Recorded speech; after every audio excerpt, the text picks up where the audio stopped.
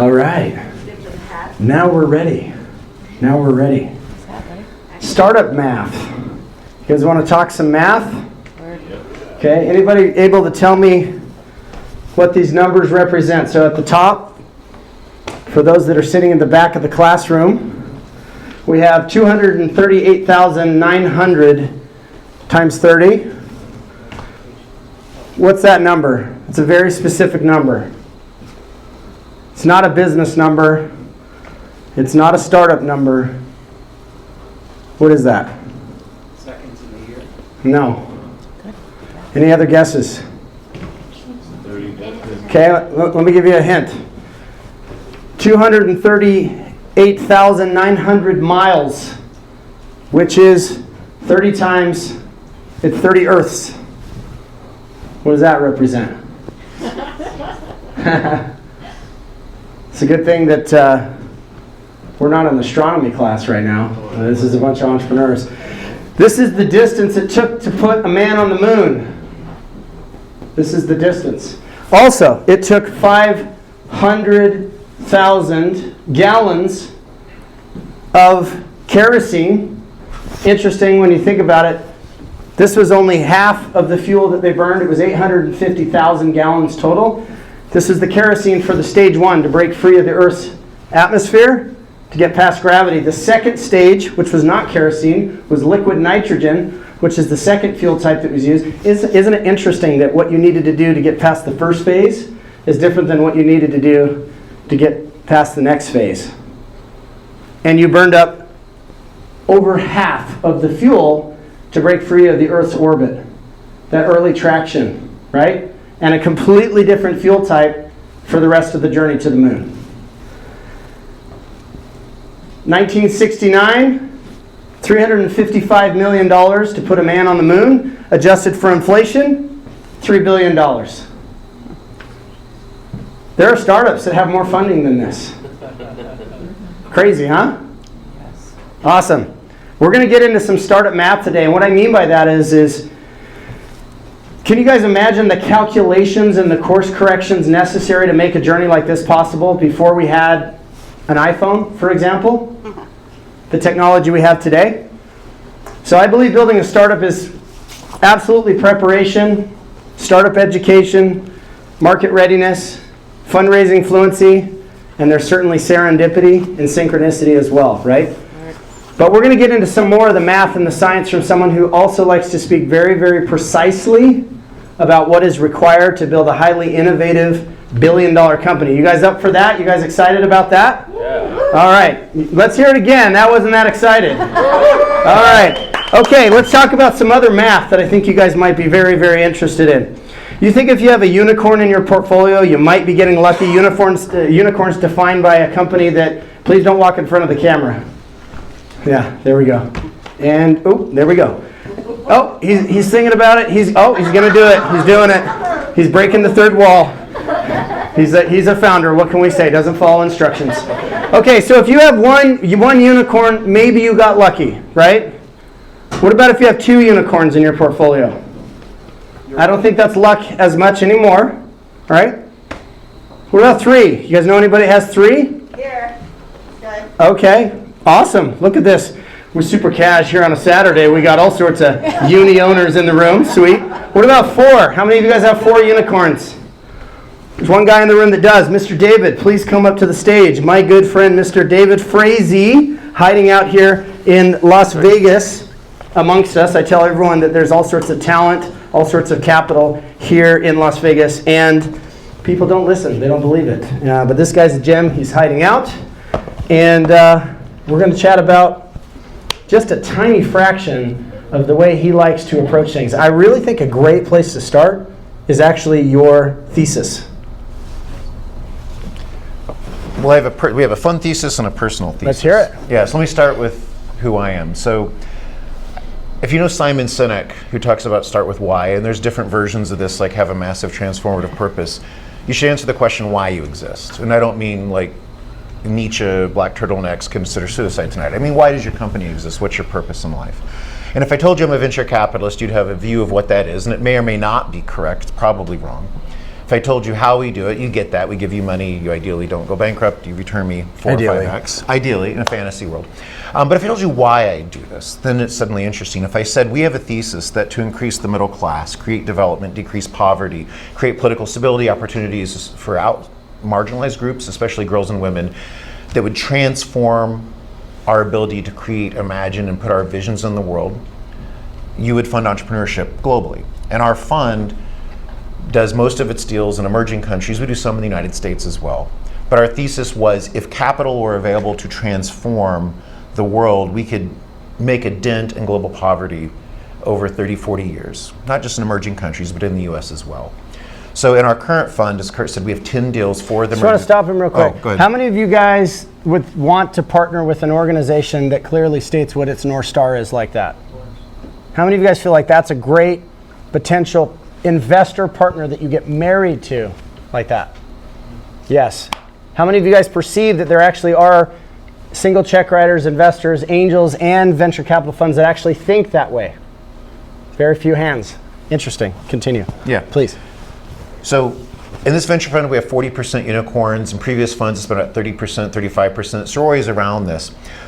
I've been working in emerging countries as a side gig. I started as a lawyer, then an entrepreneur, had my own unicorn. We took public and sold to Hughes Electronics, and now a venture capital investor. But I've been doing entrepreneurship education in places like Ho Chi Minh City, Jakarta, Johannesburg, like all over the world. And it's a hyper-lean approach because you don't have angel or venture money, at least historically. That's starting to change. And you certainly don't have a conviction Series A, and even that's even dying in the US right now, which is important for this ecosystem because that's bad. But I started to look at this from two angles. One, from the entrepreneur side. What do you do to build when you have no resources? I grew up under the US poverty level, so that was also my plight, right? I didn't have rich daddy money, so I had to be able to build from nothing.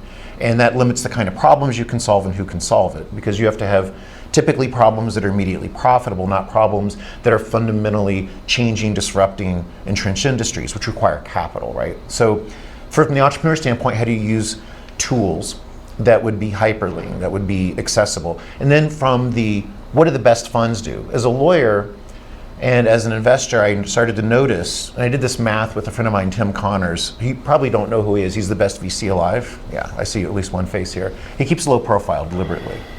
And we did the math and realized that about 20 US venture funds at the time were responsible from the seed and A stage for 80% of all US unicorns. Same people every time. And they're all people that kept their mouths shut. They weren't the ones that like showed up in the press and got, you know, they were just the same people, could go down to the ballpark and say this kid's a future Major League All-Star in 20 years and be right almost half the time. Yeah. So what is it everyone does? So I became obsessed with that question. It turns out there's a large overlap. The toolkit that I've determined, that we've determined, and that we all use together is a combination of lean methodology and all of its different flavors. Design thinking, human-centered design, whatever you want to call it. I'm friends with David Kelly, so I prefer design thinking, but it doesn't matter to me. Growth hacking, data analytics, agile. I mean, there's a whole constellation of things that are experimental, scientific, because we don't have time to take risk. We have a 10-year life. I have to grow you from 0 to $1 billion in 4 to 7 years. It's more like 10 to 14 now, which is unfortunate because our fund life is 10 years. And so we don't mess around. We're very highly scientific and analytic. And the biggest misconception everyone has about entrepreneurship is that somehow I look into your eyes and see your soul and see passion. We don't do any of that. That's garbage. That's TV. That's movies. We are obsessed with the data and the fundamentals and how you use best practices to scale anything.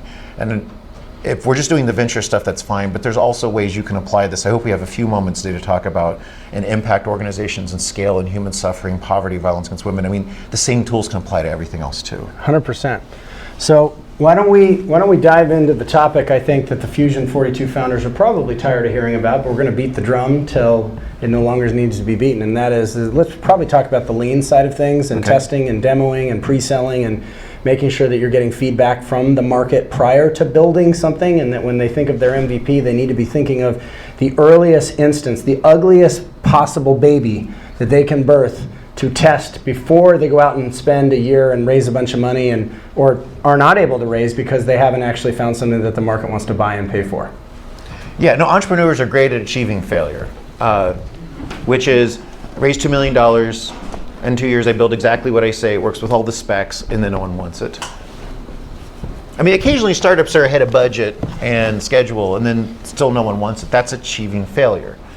And that's abysmal. I was at a not this organization, but another community event in Vegas where someone actually had the audacity to stand up in front of a group of entrepreneurs and say, what venture capitalists want is you spend 6 to 12 months researching a business plan. And then you don't pivot once you raise the money, because what the plan says is what you have to do. And like, both of those are so catastrophically wrong. Like, that's junior achievement circa 1975. Like, no one thinks that way. Can you explain to them why that's so, like, go a little team more depth, and I'll share something on it as well. Yeah, why no, that's I mean, so look, wrong to think. You start with a series of assumptions. Everything, I mean, nothing survives contact with reality. So, Tyson says the first punch, all your plans stops. Napoleon, once the first battle is engage your plans. I mean, reality never works the way you think it's going to work in your rich fantasy life. And so ossifying assumptions is the worst thing you can do. And instead, what we do is we really think about what are the assumptions that are critical for this to work. And the two biggest ones, of course, are the growth proposition and the value proposition. If you're doing social impact, there's a third, which is the impact. Am I actually decreasing poverty or malnutrition or whatever? But if you look at, say, for example, can't tell in the darkness the age of people here, but once upon a time, Facebook was this little nothing. And it was maybe the 20th or 30th social network. And why on earth would you have another? You had Friendster, you had MySpace. I mean, no one could compete. But the smart money saw some things. Facebook used to be a college model where you had like a Yale or a Princeton.edu domain to be on it. And smart money saw within 30 days, when they went to a college campus, like 70% of people were on it. And don't quote me on the exact numbers, you can look this up. And people were on it like 3 hours a week. And large majority were on it every single day. So you had value because people were using, they were engaging, you had growth because it had a virality built into it. And you could just look at that, and we all know what an R factor is now with COVID. It's infectiousness rate. At a certain rate, the whole planet's going to get the disease. You could do the same thing with a startup. Smart money saw the data and said they have something which is embryonic product market fit. And they were constantly experimenting, trying new features. Okay, so I want to create a couple of distinctions. He's moving a mile a minute, and I know there's a lot of deep information here. So the first thing I'll say is, so you guys know we're doing this Raise conference. We'll talk a little bit more about that. We've interviewed 50, and David and I are going to be recording a session as well. So you're going to get a whole extra hour and a half plus of David sounding off on everything he's learned inside of the very narrow lens of the best fundraising out there. But one of the interviews I did was with the gentleman that actually sold and Google's first acquisition. He built Google AdWords and sold it to Google, essentially. He's had 7 successful exits. And he went on to say, I haven't gotten any of them right in the beginning. Not a single one of them. No. Not a single time did I get the initial value proposition right. Now, I want to create another distinction before we move on, and that distinction is what I call, and David can debate this if he likes, I call it problem fit. I think too many founders think they're going to find product market fit. And what the data shows is that most product market fit doesn't come until 2 years in. So what is problem fit then? Problem fit is the early problem that you're actually trying to solve. Do I have the right problem? Do I have the right audience? And do they care about it in some deep and meaningful way where it's a need to have, not a nice to have? And you only have a couple of tries on this. You probably get 3, 4 tries. If each one's going to take you 90 days, 30, 60, 90 days, pretty quickly, if you're looking at this, you're into 2 years. You don't have a lot of opportunity. So problem fit is really focusing on the problem, not on the solution. Too many founders, and he's going to share more on this, think that their product is the most important thing and they cannot see past that. And it's the reason they can't raise, because they haven't built a real company. If 98% of businesses never raise, guys. So if they never raise, how do they make money? They build something that everybody wants and is willing to pay for. And you can't skip this. So the number one thing to getting fundraising right is being market ready, which means you have to get the homework. So this individual who's a software developer type of a brain, he's an introvert that had the 7 exits, he said you need to start thinking of your organizations as sales organizations more than development organizations. And the idea is what's the MVP or the minimum sellable product that is really dirty and ugly that you can test, that you can demo, that you can pre-sell to see what clients and customers actually are willing to pay for. Now there's guardrails and things like that, but I just really want you to get clear, and we have diagrams in the Telegram community that shows problem fit which is you're trying to find the right problem with the right product that you will then build, and that's what you'll raise for after you've verified and validated it in the market, versus product market fit, which is you've actually found a business model that's ready to scale. Do you guys understand the difference? Cool. All right, let's keep going. Yeah, you should love your problem, not your solution, because everyone, like I meet at least once or twice a week a future Nobel laureate in their own mind, and some of them may be true, but here's the trick. No one cares. I don't care. It doesn't matter. I mean, first of all, science doesn't even matter to a lot of what we do. I mean, for our actual 4 unicorns, it does for some of them deeply, but for the most part, we're looking for businesses with product margin, revenue scale, like good customers, growing market, exponential patterns. You don't need to have like the sexiest solution. You just need one that's going to win. Like, we're looking for a racehorse. Like, it doesn't have to be sexy, it just has to win. So fall in love with the problem and find something that's deeply and viscerally felt, not, what your vanity says. I mean, David Kelly talks about this, find a problem that is deeply and viscerally felt by your customers. And one of the mistakes people make is, even when people say, I'm going to go do design thinking and talk to customers, and most people don't talk to customers, and that's a mistake. Always build around a customer. It's in agile, it's in design, it's in lean. And by the way, we can tell when you're pitching, we can tell if you've talked to customers. We know every single time if you've actually done the homework, because we can tell in your level of clarity and in your confidence that you've built an instinct from that 100 minimum, but I like to see more like 1,000. And if you don't have revenue, one form of traction is here's all the surveys, here's all the data, here's all the pre-sign-ups. We talk to your customers anyway. So, and we have people sign up and try your stuff. We try it. And so we're going to get that data regardless. But you often lead people to what you want them to say. So your interviews and listening to customers is worthless, because people want to please you. They want to confirm. There's confirmation bias stuff. So if you say, I have the solution that does this, I would love to have that, and then no one actually uses it. So you have to really hear the problem and stand outside and have beginner's mind. And it's very hard because we're all the smartest kids in class, right? Like, we know the answer. We want to tell people what they should think. But it's hard to step back and say, okay, I need to know nothing. George Carlin, which many of you are too young for, was a comedian, and he talked about vujade, the feeling I have never been here before. You need to cultivate that. And our best founders are not these toxic, masculine, garbage things you see in like Aaron Sorkin screenplays or Walter Isaacson books. They make great stories. Good CEOs, beginners' minds, they are lifelong learners, they're curious, they work on data and information. Can you say more on the beginner's mind thing? Because this is something we both say, and I just love it. Looking for founders that are coachable and that always are receiving and taking in feedback and input, and they decide inside of their visionary lens, what of this is accurate, what can I use out of this, so that they're always getting better and better and better. When you pair that with a founder that executes and you see that. Yeah, we always, look, I have a simple test. If the receptionist or the janitor says, I have an experiment in 30 days to A/B test 2 things, this costs $200, and this is how we know it's successful, there's only one answer, which is let's do it. Anything else is an organization that's not going to make it, or it will underachieve.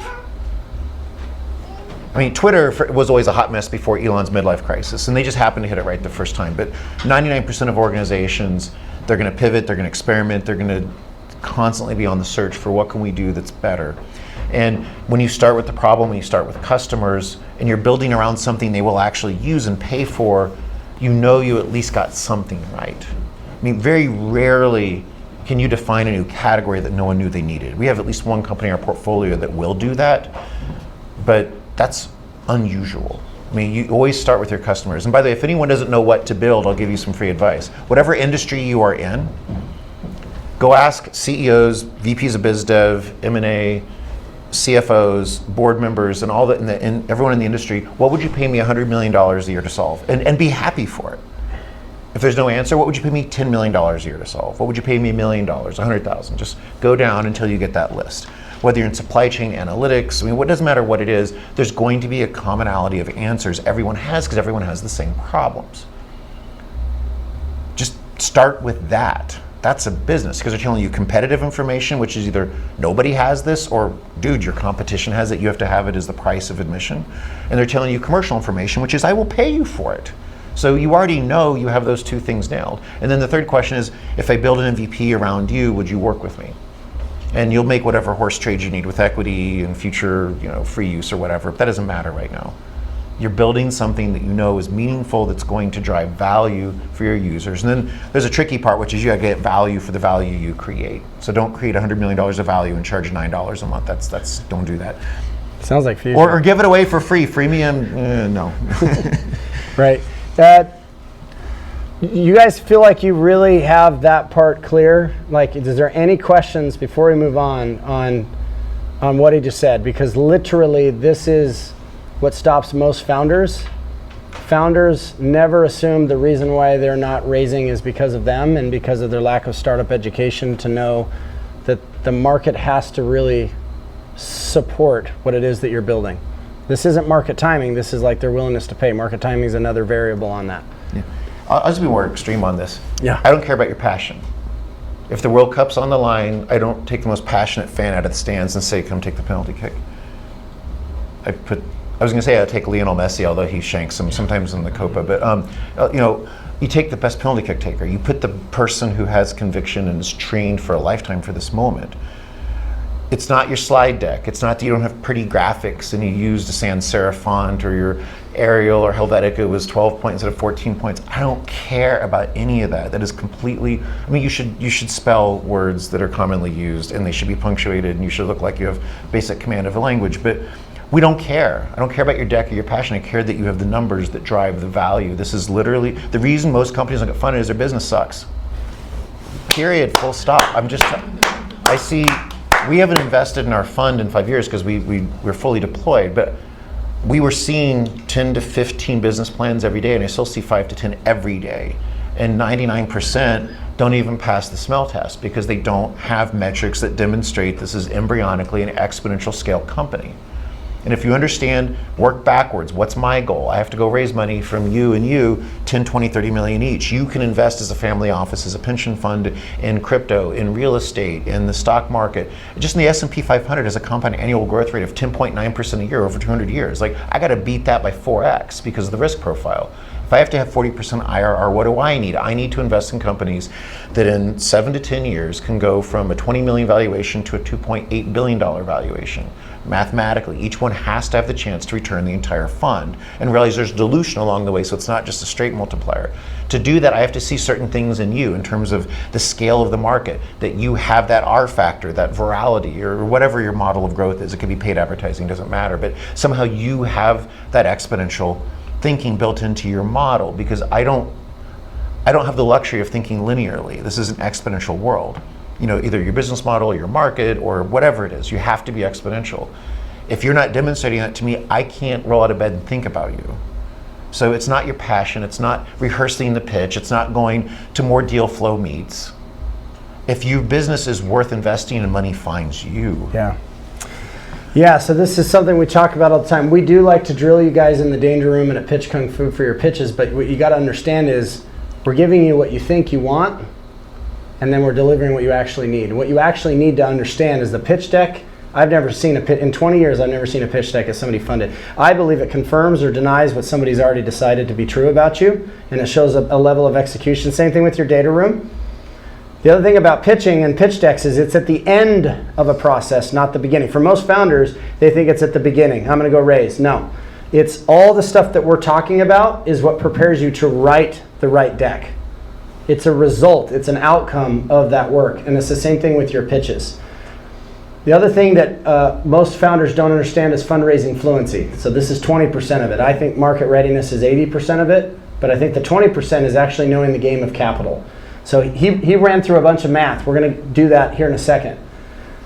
But if you're not fundraising fluent, you don't even understand what a GTF, go-to fundraise strategy would be. You don't understand how this round is connected to the next round and the next round, and how certain decisions and choices you do now will affect you into the future. As an example, if you over-raise in certain rounds or you under-raise in certain rounds, depending on your progress and your execution, you can put yourself into a hole. And by the way, I know that we like to celebrate raises. I do it too, but that's where the real work begins. And many companies don't make it past their Series A rounds, and they're unable to raise.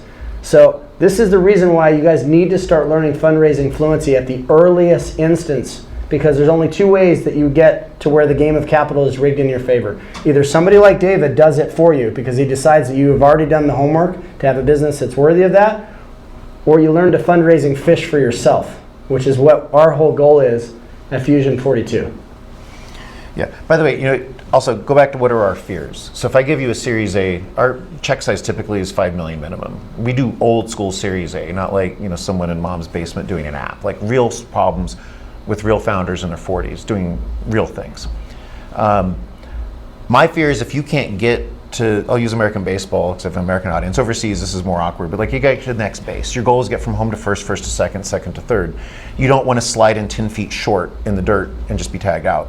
Or as my friend says, entrepreneurs are great at crashing the plane in the cornfield 10 feet short of the runway.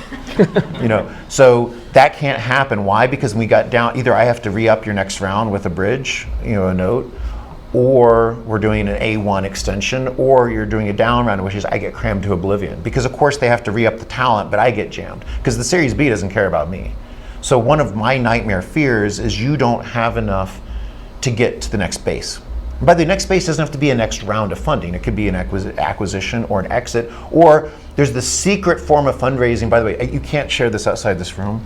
Good luck with that. No, and especially if you're investors, because investors don't even know about this. There's a kind of fundraise that you get to keep and is non-dilutive. It's called revenue. Like there's a scene in HBO's Silicon Valley where he's being told he can't make money. By the way, that's a comedy. That's not documentary. People confuse that. I mean, it's too close to home for me sometimes, but that's a comedy show. So if you get to be self-sustaining, then that's the next base. You're fine. But when you're thinking about the raise, you should be fanatically focused on where I'm trying to get to. So if you don't know what a Series B investor wants, go ask. Like, we'll introduce you to Series B investors. What are the milestones? You want to be acquired by these 3 enterprise software companies? Go talk to their heads of M&A. Are they looking for you because you have geographic exposure to Mexico and Spanish-speaking Latin America? Do they want you because you fit into their suite of other products? Do they want you to keep you out of the hands of Microsoft or Adobe? I mean, what is the reason you will be acquired? You don't have to guess at this. Go find out. We work backwards. We don't mess around with guesswork, and we just go ask.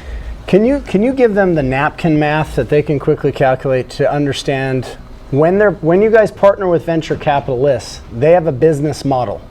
You are making a choice to partner with someone that has a time window, 10 years. And in most cases, they're going to do all their investing in the first 5 to 6 years. So can you give them the quick and dirty math on the growth rates and just some things so that they can understand if really where the standard is that they need to be raising at and what some of this kind of looks like? Because I think for most founders, they don't understand the growth rates. They don't understand the expectations that they might be entering into when they choose to work with VC money. And you guys know we spent a lot of time in all the fundraising fluency sessions showing you how much capital is out there. And I'll just remind all of you guys, we're talking about dancing with the 3 to the 5%. That's it. The rest of the liquidity in the market is outside of what the VCs control, and it will continue to be that way as VCs underperform. Not all VCs. The VCs in the middle, they can't raise. LPs, limited partners that invest in GPs, which is the general partner that has the fund, are increasingly starting to look elsewhere. And a lot of these really big check writers are independently wealthy, and they're starting to say, wait a minute, we can produce a better return. So there's huge amounts of liquidity it's by a factor of almost 100, right?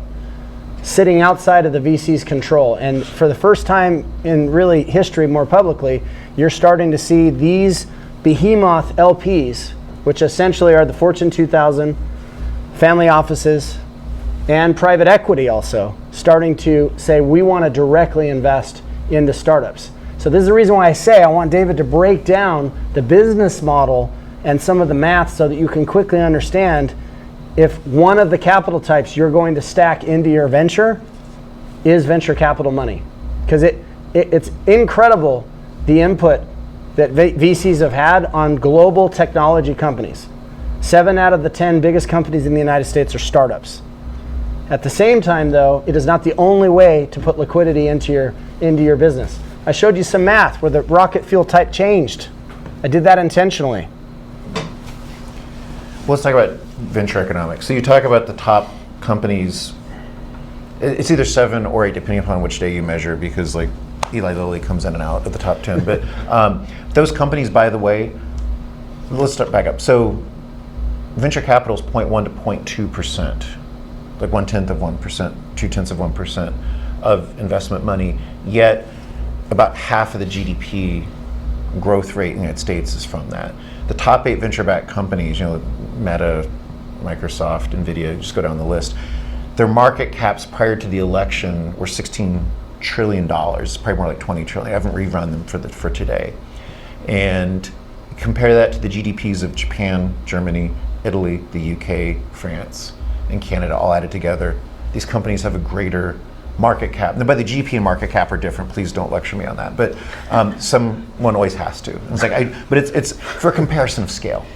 Like, this is a power curve. A few companies produce outsized growth for all of it. The global economy is being powered right now by technology and venture-backed companies. That said, it's a very small asset class. You don't need to raise venture capital to be among the cool kids. We'll still talk to you. You can come to the parties.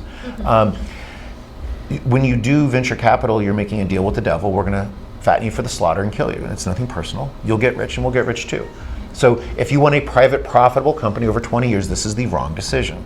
Please do not come to me. If you have a business model which has a comfortable $50 million a year addressable market and can never grow, we're the wrong fit. Please enjoy your life. It's a comfortable growth. I mean, many of the world's businesses are just cash flow. You'll be okay. You don't need to raise venture capital. It's one of the things I get frustrated by is people are raising when they don't even have the fundamental attributes, the desire, for example, to make it not a family company, because we don't get into that. We don't do that. I'm going to be here when you divorce your co-founder. Sorry, because the average US marriage is half as long as the average venture relationship. You need to be able to have an exponential market opportunity, which means you have to have a big enough opportunity. And you need to be willing to exit and put the company first. You're not going to take money out for the mistress and for all the travel and the homes and the cars. Everything gets reinvested because this is an exponential game. You'll get your exit on the back end. Your equity is your bonus. So guys, just to put this in another distinction, how many of you guys, how long do you think Travis from Uber waited to take money out of the company?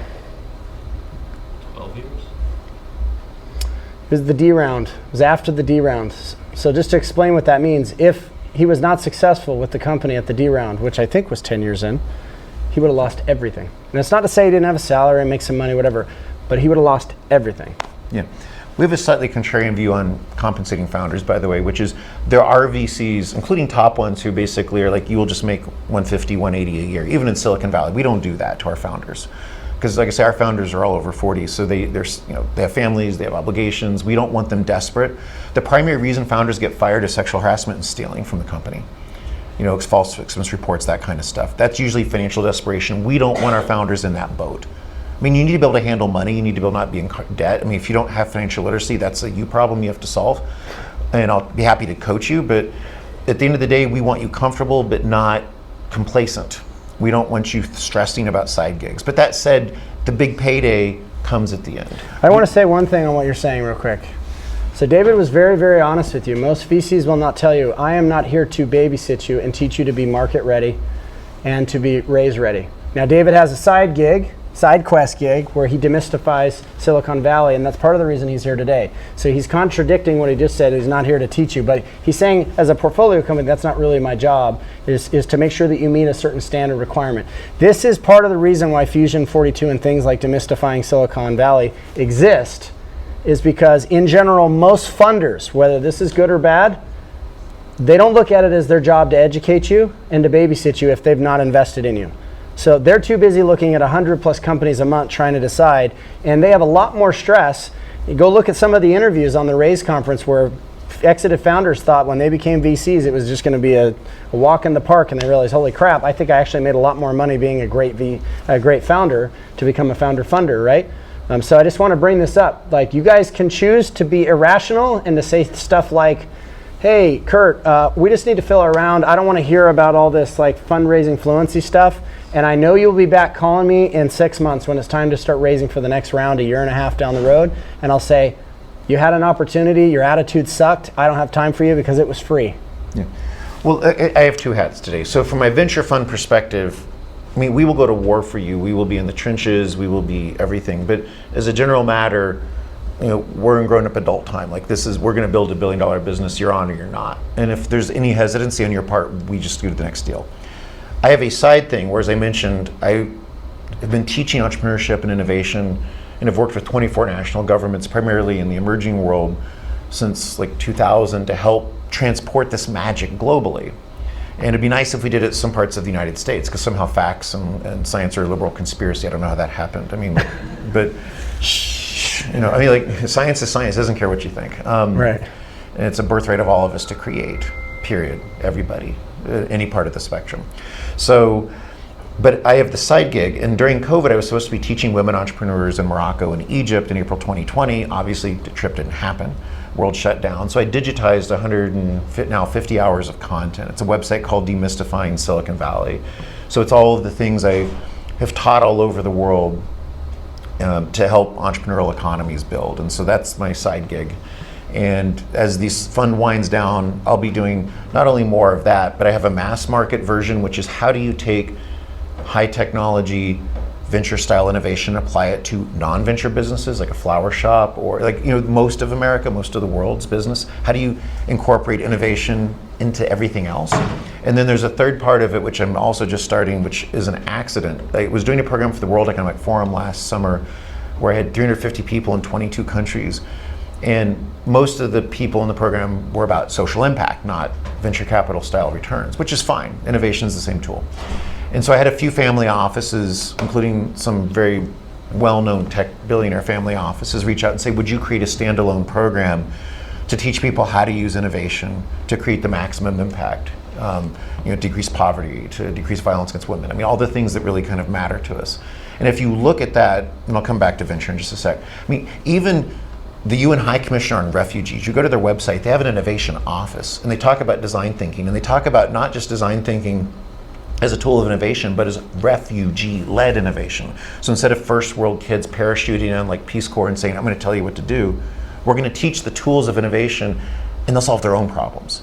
And that's the way I've always seen what I do. I'm not telling black women in South Africa what to solve. I'm like, this is how you use lean design. And if they build a business that helps 30,000 black house cleaners not be exploited by white families and be free from sexual abuse and financial asymmetry, that's what they do. Like, I'm just teaching them a language. Like if I taught you English, you could write Shakespeare or Virginia Woolf or Doggerel or it doesn't matter.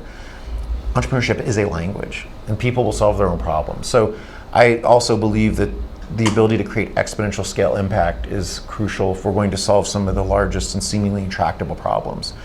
And that's where that sector has to go. Because right now, most NGO nonprofit money is honestly just, you might as well put it in the middle of the town square and put a match to it and burn it, because you're just wasting it. So back to venture. Back to the startup math, Okay. just so that they can get a clear Yeah. picture of how they know if they're in a congruent, and if they're not, and but they really want to go that route. What's the standard that they're then going to have to meet in order to? Well, there's lots of ways I can quantify this mathematically, but an easy way to understand is we only do 10 deals in our funds. We invest with conviction. We don't spray and pray like, say, 500 startups. So you have to return potentially my entire fund once or twice over by yourself. No pressure. So if I have $115 million under management, I give you 5, and then the next round will be like another 3, like 60% of that, so another 3. You have to return $120 million by yourself, potentially. So you have to be a 15xer. And that doesn't mean your value increases 15x, because there's dilution along the way. Sometimes major dilution, because of these late stage investors. Like, one of the bad things in venture is these other asset classes getting involved. Because if Fidelity puts $400 million in your Series E, and you're not going public for another 5 years, that kills me. That's, by the way, why seed and A money is so hard from the top funds. We're all locked in these deals that are now 15 years. Because the SoftBank and all these clowns coming in, destroying the venture economy. They're trapping all the early stage investors, because now we don't have the chance to return in 10 years. That hurts all of you.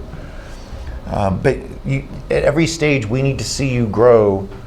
And by the way, we don't need you to grow 100% a year over year at the early stage. We're just looking that you have a trajectory to product market fit. And they're different levels. I use it more colloquially to describe all aspects, but Kurt's right, there are different incarnations. You should have a real problem that's undersolved, people are unhappy with the solutions and are willing to pay. Meaning you have like the constellation of when you solve a problem, you can have a business, not a hobby, not a vanity project. But if you don't have the chance over 7 to 10 years to grow to that size scale, you're not going to be a fit, at least for the top funds. Now you may get hobbyist VCs, because just as they're hobbyist entrepreneurs, they're hobbyist VCs. They want to play and call themselves a VC or an angel because it's, all the cool kids get to do it. And the best angels, frankly, are better than the top funds, but the average angel is much worse. I mean, it's definitely a power curve. It's Yeah, there's an angel in Silicon Valley that has 16 unicorns and doesn't even have a staff. Unfortunately, though, back to his point, while angels provide a very important role in the ecosystem, they tend to be the least educated of some of the professional investor types, and they tend to be the least supported, which is part of the reason why we've got things like Angel X, where think of Fusion as for founders, Angel X is for the angel investors, where we can syndicate together. But he's absolutely right. That's not a normal thing, you know. And most angels are not even super angels, where they've invested in 50, 100 deals, right? well, look, there's a problem. I'm not bashing the angel industry because we need it, and we're structured as an angel in some cases, and we do some of the things to protect ourselves the way angels do with super pro rata, and I can explain what I mean by that if that didn't make sense. But when you are, most angels, and actually some venture funds too, have the following characteristics. They had 2 or 3 companies, they got very successful, but they generally were in one industry, so it's enterprise software or whatever. Semiconductor, and they were only at one stage of a company, and everything they did that worked that time is abstracted to work. So they're a hammer, everything looks like a nail. The thing about a more professional, and there's another side I want to get to, which is about discrimination, but the other problem is problems are more complicated than that. Like, one of the advantages I actually have is because I started as a high-tech lawyer and I founded the first IP strategy practice in Silicon Valley in the 90s. I saw early stage, late stage, hardware, software, semiconductor, ASIC design, low tech, high tech, fashion, you name it. Company, deals in Brazil, deals in China in 1999, not like today. Those markets weren't what they are today. What happens when companies going bankrupt? What happens when you have to restructure a prepackaged insolvency through assignment for benefit of creditors to take IP from somebody? You just see more things. And that helps because the ability to see more patterns in chess terms makes you more likely to be a grandmaster. It's not seeing more moves ahead. That's a mythology of how you don't. You see patterns. And so you want funds and investors, period, who see more patterns because they're more likely to be able to help you. Some angels have that, some don't. And the other problem with angels, which I'll say very briefly, I mean, obviously I live in a world where there's half of my peers are disgusting people when it comes to, like, for example, gender equality. Like, every woman founder has a story, and for the men, if you don't know this, go ask every woman founder you know, where, I'll talk about your business plan, my wife's gone, let's go to my cabin in Tahoe this weekend, or worse. Everyone's got that story. And it's worse for angels because they don't have bosses. I have bosses. I have pension funds, and who generally run by women, by the way. And so a venture fund, if we did that kind of nonsense, we would be out of a job tomorrow because there are clauses to remove us as general partners. Angels are accountable to no one but themselves. So the best are absolutely the best, but your mileage varies. When you look at any investor, you have to look at a lot of different axes. Are they more dilutive? Do they add assistance? Do they help me build? Do they have a kinship network of people who help me fill out my team? Can they get me to the next stage? And sometimes you have to have 4 or 5 people with different positions. Like, you don't build a soccer team of 11 goalkeepers. First of all, there's too many handball penalties, it's awkward. But your board and your advisors and your investors are a team also. So can you talk to us about this concept of lean and what that truly means? Because, like, when I tell founders that you should really kind of, they want it to be perfect. They're just so in love with their freaking products, and they just don't realize that it is that feedback that makes the product what it needs to become to survive. Yeah, I mean, the problem lean is a whole long discussion that, like, literally I teach like day-long courses on it. Lean doesn't necessarily have to mean spending no money or little money, although I often teach that because my audiences, like Title I high school students or people in emerging countries, they have that characteristic of no money. So I do skew that way. But it just means, what's the minimum viable experiment you would run to get the data that you're trying to test? And I'll give you some extreme examples. Experiment, not product. You're experimenting. And so it should be ugly. I mean, the perfect is the enemy of the good. And if you're trying to put every feature in and make it good, you're never going to get any data. So I'll give you an easy example. So wireframes, many of you will know what that is. In the Obama era Department of Education, the government actually was being taught lean. So they went around and they were going to build an app to teach how to apply to colleges and apply for financial aid. So they went to the Washington Mall with cardboard cutouts the size of an iPhone of what a screen would look like. Just wireframe, right? Like, what would you touch? What button? Oh, you press this button, here's a new screen, new piece of cardboard. Back then it was like $100,000 to build an app. Today it's fairly turnkey. But with no cost They got lots of data about what people wanted, what features they expected. Dropbox, when it first came out, the founder put up a video that says, hey, I want to drag my files into this folder, and it shows up on this other computer. Who would want this? Kickstarter is actually a form of MVP in some ways. It's like if enough people sign up, then I'll go build it. It's like a reverse Field of Dreams. I'm not going to build it and they come. If they come, then I'll build. There's all sorts of ways that you can use minimum experiments, but get something ugly and kludgy out there, and people don't mind when they know it's an alpha product. It's like, this is just an experiment to see if you like this one feature. And then you build from there. You de-risk the assumptions that are most existential to the business and those that can be tested quickest. So not ones that'll take 5 years to know what's my churn rate in 4 years. Well, that's an assumption, but you can't test it. But you can test leading indicators, which are satisfaction, recommendations. When you start looking for certain kinds of data, you almost have a crystal ball to the future. I mean, companies that, for example, rely upon growth hacking, which is building the engine of growth and virality into the product itself and experiment with that. The experience. I mean, they know certain things. So I forget which company is which, but like some know that if you recommend like 10 of your friends in the first 7 days, you are 90% likely to stay for 5 years, and if you don't, you're going to cancel within a year. So they have things that they know predict future behavior because they're leading indicators. And if you're a SaaS model, there's certain things like churn, customer satisfaction. I mean, you start to learn what matters. When you think about your financial model, which is a blueprint for where the money goes, you start with a bunch of assumptions, right? Like $1 of advertising is $3.11 of revenue, and my churn rate will be 4%.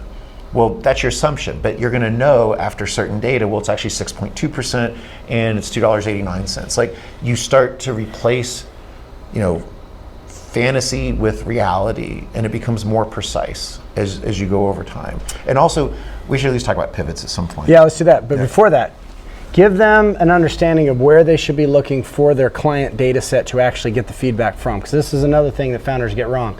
You're talking to your grandma, you're talking to your friends, they're not even your freaking avatars, they're nowhere close to your customers. But even inside of somebody that appears to be like the customer, how do they make sure that they've nailed that right? Yeah, well, this isn't necessarily what you're asking, but there's a problem, which is going from your power early adopter users to the mass market is an unknown pivot that you don't recognize as a pivot, because the early adopters may not have the characteristics of your mass market.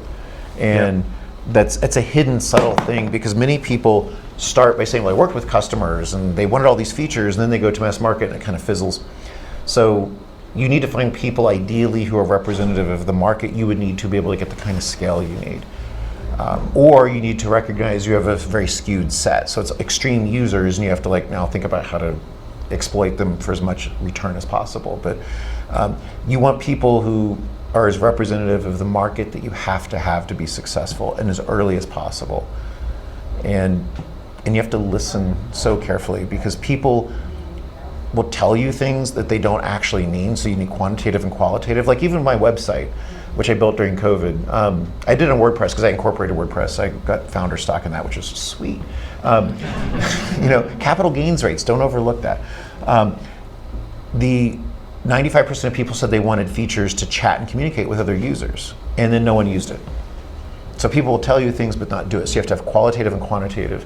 And you need people that are representative of actually who's going to use it, not just your friends and people that want to tell you what you want to hear, and they have to be real people.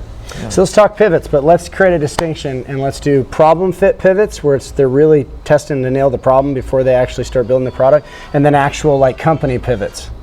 Well, you can pivot all sorts of ways. You can pivot on business model, like we're going from, you pay a la carte to subscription. It can be on customer segment, which is, hey, this was for consumer, now we're going to go enterprise. You can pivot on delivery mechanism, like instead of DVDs and red envelopes you can now stream on Netflix. The pivots can be all sorts of things. They can be small features. They can be. Does anyone know what Bourbon is? The app? Yes. What is it? Instagram. It's Instagram. No one used it. It was a check-in app, and no one used that. But there was this photo sharing feature, and people loved it. It was a pivot. And I can go through was it Snow Dog? Does anyone know Snow Dog? So guys wanted to build, or Snow Devil, excuse me. They wanted to build a platform to sell snowboarding equipment. And they realized they had to build the entire platform themselves. It's called Shopify today, because that was the problem. They're like, no one has the solution, we're going to sell that. So pivots can come, you're pivoting. A pivot, by the way, canonically, is you keep the same vision, but you shift your tactics or strategy. So it could be, I don't quite have product market fit yet. It could be I have the wrong customer segment, I don't have the right model. I'm fairly expansive of what I consider a pivot, but you constantly should be having pivot or persevere decisions in your first few months, in your first few years of existence. And they get less frequent. And by the way, a pivot is an MVP to be tested. It's a thesis. We think we might do this other thing. Sometimes you could do more extreme users. Hey, people are using this to climb Mount Everest. What do they know we don't? Here's an unexpected use case. Why are these people doing this with it? And all this feedback ends up becoming the instinct that you build as a founder to really know your clients and customers and what actually needs to be built. One of the reasons that we took, instead of just doing panels at the Raise Summit that's December 3rd, 4th, 5th, is because if David was just on a panel, you get to hear him for 5 minutes.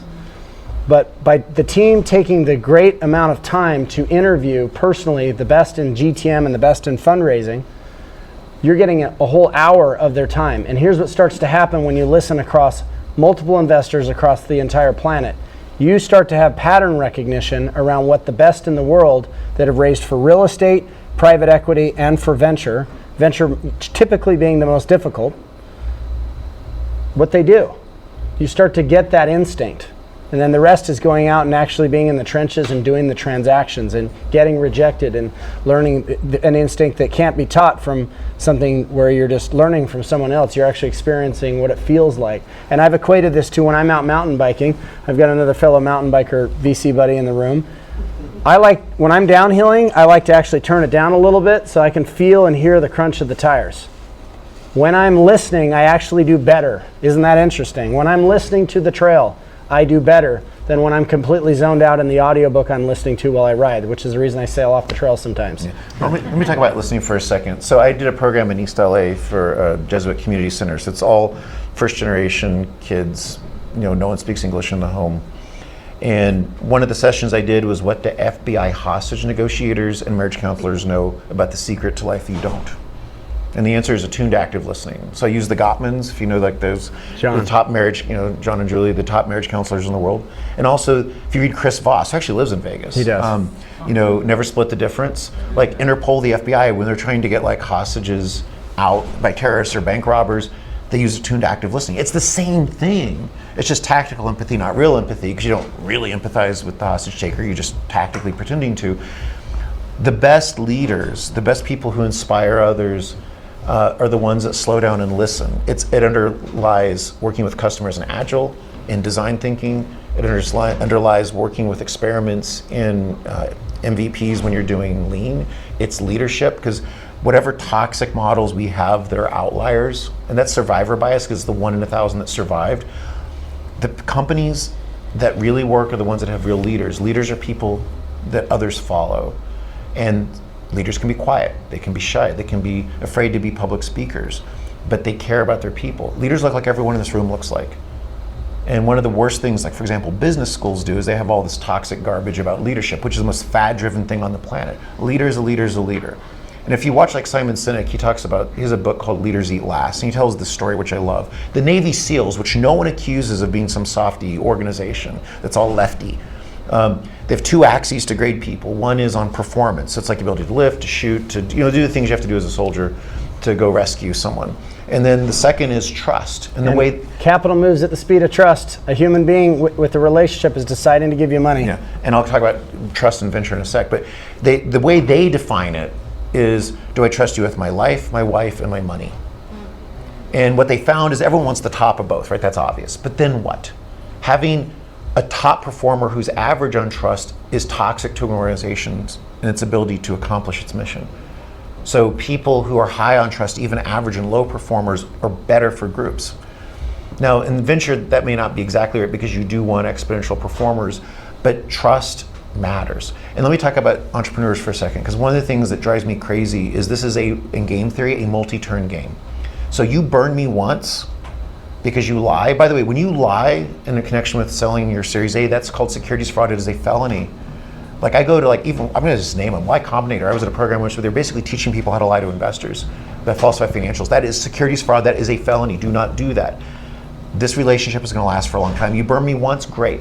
But when you need that seed round, when someone or the bridge, when someone else is going to invest in you and they call me, you're done. Yep. You will only get the people who are not plugged into the top VCs. This has happened in Vegas with companies that I funded, Yeah. that I have ownership in. Family office calls me. I kept my mouth shut, but I said, do your due diligence. It cost them a $25 million check. No, I hope it was worth it. I don't keep my mouth shut. I'm like, this is what they did. They lied in these 3 things. They withheld this, and because I don't have time to waste. Yeah. There are menaces. By the way, flip side, we've invested with entrepreneurs who have lost all of our money again and again. Because there's lots of reasons to lose money. Sometimes you just don't know what you're doing, and sometimes you're just too early. Like we were in the biggest loss in our fund's history was the first mobile payment company. Now, that's a multi-trillion-dollar industry. How could you lose money? Well, it was in 2004. It was just, got it too early.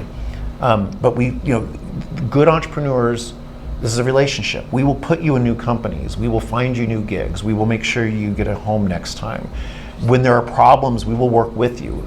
In my personal relationship, we have a motto, it's us against the problem. Even when it's her fault, it's still us, or mine, which usually is the case. But it's us together now against the problem. So I do care, but I don't fundamentally care that you missed revenue or you had this hiccup or Microsoft canceled. You call me, there's no spin, what are we gonna do about it? How do we do this together? Because now we're on the same side. As I said, the average venture relationship is twice as long or longer than the average marriage. So all of the skills of human relationships actually matter here. So just be a good person, my gosh. I don't know why I have to, this is like kindergarten 101, right? But I have to say this. And the other thing I'll mention is, you hear, even maybe outside before, like all the bastard VCs, they come in and they want to fire you and they hate founders. We don't do that. If we don't want to keep the founder all the way, we don't do the deal. I hate being interim turnaround CEO. It's one of my, I'm good at it, but I hate it. It's miserable. It's the worst thing that can happen to us is to have to. Oh, I hate that. Yeah. Yeah, it's bad. But what you don't hear is why they got fired, because we signed these confidentiality agreements. As a venture fund with hundreds of millions of dollars, we keep our mouth shut because we have assets. Founders are mouthing off. Oh, I was fired because the bastard VC. Well, they didn't tell you they like sexually harassed 3 women and they stole, $112,000 from the company by embezzling. They don't tell you that. And the truth always, always, always, always comes out. The investor world is very small, and we tend to hang out and we talk and we shop deals, and we love to be proud of the founders. They're doing amazing jobs, and we like to get our friends to come in and invest with us. Yep. So think very long term, because we certainly do. We have to. Yeah. So even to pitching, I don't want to pitch. It's like I'm the next Steve Jobs. If you say that, I'm already like trying to find the cyanide tablet to take because I gotta get so don't do that. But look, these are my assumptions. This is what I've tested. This is my data. This is why I'm excited. These are the things I have concerns about. This is where I think I need. This is what the money is going to be used for. Here's what the next step is. Just talk to us like a real person. We've seen this before. I've seen probably 10,000 pitches. We may actually occasionally say things that will be useful to you. I mean, it's like a horoscope. Sometimes you're right just by accident, right? But you're going to listen to 20 people with 20 different pieces of advice. But we're all on the same side of this. Even if I pass on you, like one of our signature calling cards, even when we pass on a deal, and like 2 deals we passed on are deck of unicorns now, so I'm heartbroken. But in both cases, we screw up too a lot. But even in both cases, we left like 9 pages of diligence notes for the rest of the board and for the entrepreneur. We're passing, but this is what we want you to do to be better. Here's how you can change your supply chain. Here's how you can optimize your global tax structure to go from 35 to 6% globally. Here's how you can change your IP strategy. Here's some companies you can work with. we leave everyone better than when we found them, because that's the way we think of this world. Unless you compete with one of my startups, in which case you should die or be acquired by us. But everyone else I'm rooting for. I'm rooting for everybody else. Okay, guys, we don't have a whole lot more time left. We got time for just a few questions, and then the rest, you guys will have to come check out David and I's interview for the Raise Summit. This is something we're looking to do 3-4 times a year. We want to establish the best fundraising summit in the world. I'm very confident that we can do that. Why? Because most fundraising suck. The summits just basically, they pat themselves on the back, they say we raised 100 million, and there's no depth and there's no detail, and it really doesn't create any transparency for the founders and the fund managers, by the way. They need to learn to raise. What questions do you quickly have? Any hands? Anybody have any questions? Go ahead, buddy. Yeah, you guys talked about how, I guess, the venture landscape, it seems like it's extending a little bit longer. So you mentioned typical fund life is 10 years, but it might be going from like 12, 13, 14. Yeah, so the question is the length of time that the founders are taking between rounds and how Series A is starting to kind of disappear, et cetera, et cetera. How does it impact your funding strategy, I guess? Yeah, well, if I tell you I have 4 out of 10 unicorns, you're like, David's successful. But to most of my LPs, they're like, yeah, this multiple looks good on paper, but I want some distribution, buddy. Like, there's the pitchforks are about to come out in some cases because, look, maybe dad died and the kids want the money out, or they're in financial trouble because the real estate investment's tanked. And so, like, LPs get itchy. They want their money out. And by the way, it's not just my LPs, founders. I mean, if you make $180,000, I was talking to a founder of what I think is one of the best new unicorns. Like, if I had 20 million, I'd put it in there tomorrow. He's making 180 a year. His girlfriend is like, I don't want to get married. We can't get a house in the Bay Area. Like, he would like to take some money off too. Maybe not like 10 million, but like, enough to do something with. And because it's hard when your friends are working at Google for 800,000, and you could have been doing that. And that's also another issue we don't talk about is many of today's former startups are acting like startups and paying public company salaries with stock packages, but you get all the benefits of a startup, but all the public comp. We have to compete against that. Yep. That's tough. But on the exit side, because you have Data Miner, which is a national security data analytics company comparable to Palantir, they're a little different. I mean, Palantir's are getting 35x forward multiple on revenue. If we went public today, we'd be like a $12 billion company. But why are they not public? Because they just raised $400 million from Fidelity at a $4.1 billion post valuation. And so now they're going to just continue for another few years. And we're like, we need that. That would have been an IPO 10, 15 years ago, which would put more money back in the hands of all the Series A and seed investors to give money back to you. So finding and we have a deal in Mexico, which they're doing 260 million revenue this year, 520 next year, and they're going to go to 875 million 2 years out. They're about to raise a monster round, and we're trapped in that deal. So you have all these deals where you get in, but you're kind of stuck. And so our fund life was built around the 1990s. We go public in 4 to 7 years, but the 4-year vesting comes from that too. Now you're stuck in companies for 12 years. Under US tax code, options expire after 10 years. So we had many situations to go back and redo the entire stock pool, which is insanity. What the US government does to screw entrepreneurs in the way it taxes stock options, 83Bs are an abomination unto nature. Small Business Administration is the most anti-venture capitalist organization on the planet. All they do is hurt venture capital companies, and this is the magic that everyone should be taught. We're not the enemy. We're the driver of the economy. But it affects Series A, it affects founders, it affects seed investors, because we can't put money back into the ecosystem. And although I said I would never raise another fund because I have one very important thing in life, which is enough, I'm actually probably going to put together a quick secondary fund because you have 400 IPOs backed up in confidential registration right now. Yep. I mean, think of how many tech IPOs you have. It's like nothing.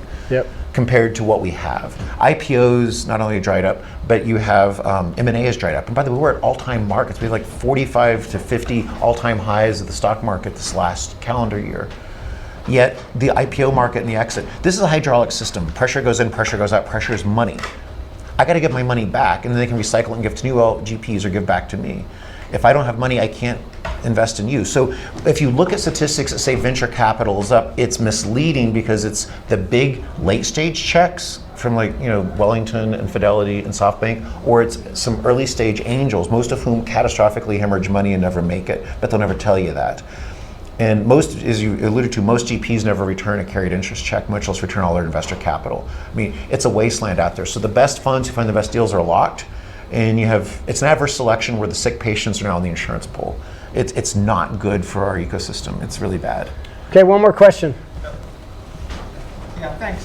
One question, I guess a few, easy one, but my apologies. What should new founders and startups do to be mindful of their financial decisions if they're just new to the game? And what criteria should they look for in trying to find funding or in trying to recruit financial managers to join their teams? Should they? It all depends on your startup. I mean, the first thing, I'm about quantifying. It depends on what you're doing. If you're trying to solve, for example, one of our startups has created software-defined lights with spectral recipes where I can tune this light bulb to be natural sunlight, or I can get rid of the blue light, 440 to 495 nanometer if I want.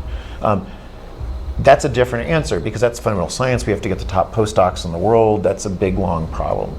Versus something which is, I can get this out in 6 months. Let me just go run some experiments, even while I have my day job and do this in the evenings and weekends before I take a risk. So part of it's and most of what I talked about is tech. When you talk about life science, that's a whole different thing. You have the baton death march of FDA trials, and that's, although life science gets better returns on average, but your risk of ruin is off scale. So you can't really do it as a venture fund with 10 deals because you're likely to hit zero. But it depends on what you're doing. For most startups, they're probably represented by the people in this room.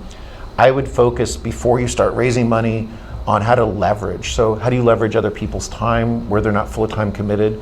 How do you get as much information as cheaply as possible? Maybe for $300, you go buy and build 100 prototypes and just get data from people before you make a big commitment.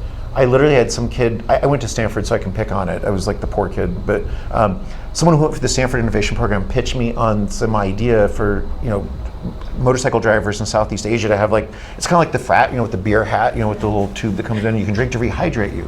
And it's a stupid idea beyond words, but I was trying to be nice, well, where's your data? He's like, oh, I need $2 million. No, you don't. You need to go buy 100 of these and go to Gojek and Grab and the other last mile delivery companies and get the drivers to use them and get feedback. Before you go waste $2 million, spend 300.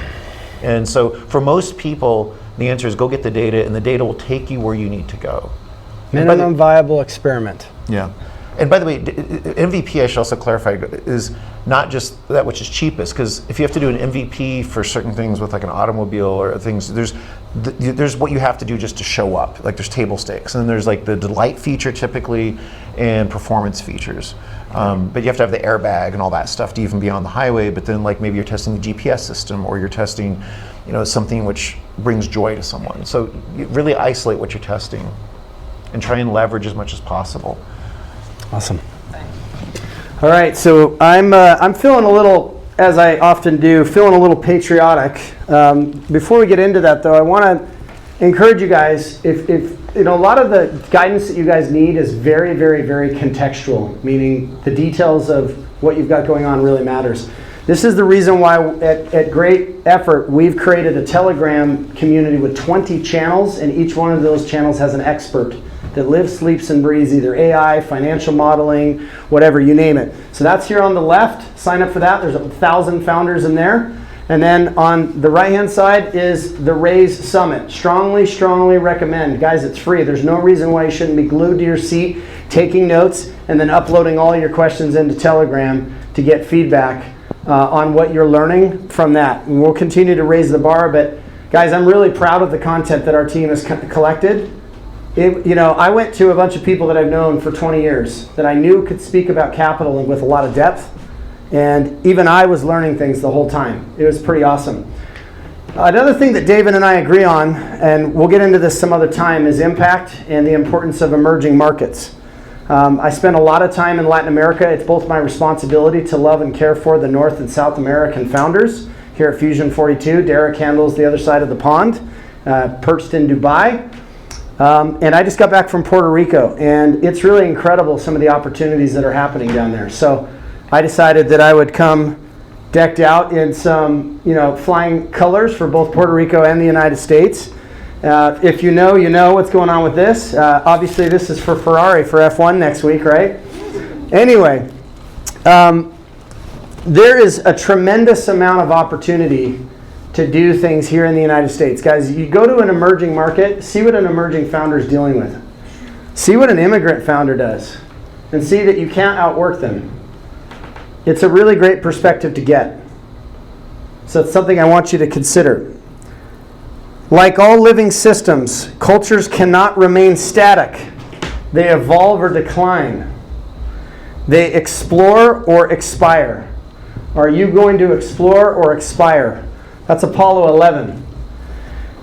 And as we also kind of heard last night, everybody has a plan until they get punched in the face. And that's Tyson. All right, we'll see you guys at the next Who's Got My Money. We'll see you in Fusion 42 and at the Raise Summit. Come on down and get a group picture, and thank you to Mr. David Frazee for coming and joining us. I have little rocket patches if you guys want. Pretty cool, I think. So come grab one if you want. Come down and get a group picture, though.